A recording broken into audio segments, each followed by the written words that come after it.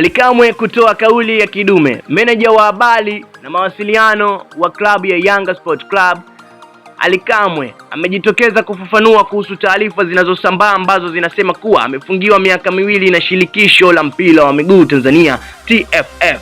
Kamwe amesema kuwa hadi sasa hajapokea nakala yoyote rasmi ya uamuzi huo, akisisitiza kuwa hata klabu yake ya Yanga Sport Club pamoja na wanasheria wake hawajapokea mawasiliano yoyote yanayohusu uamuzi huo.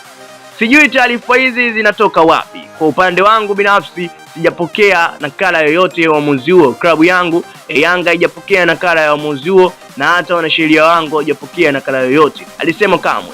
Hata hivyo, alikiri kuwa aliitwa na kamati ya maadili ya TFF kwa kikao cha masaa 72 na akatoa maelezo yake kuhusu tuhuma alizoitwa kuzitolea ufafanuzi. Kauli ya Ally Kamwe imezua mjadala mkubwa miongoni mwa wadau wa mpira wa miguu, huku mashabiki wa Yanga wakisubiri tamko rasmi kutoka kwa TFF kuhusu hatima yake. Mpaka sasa hakuna taarifa rasmi kutoka kwa shirikisho hilo kuthibitisha au kukanusha madai hayo.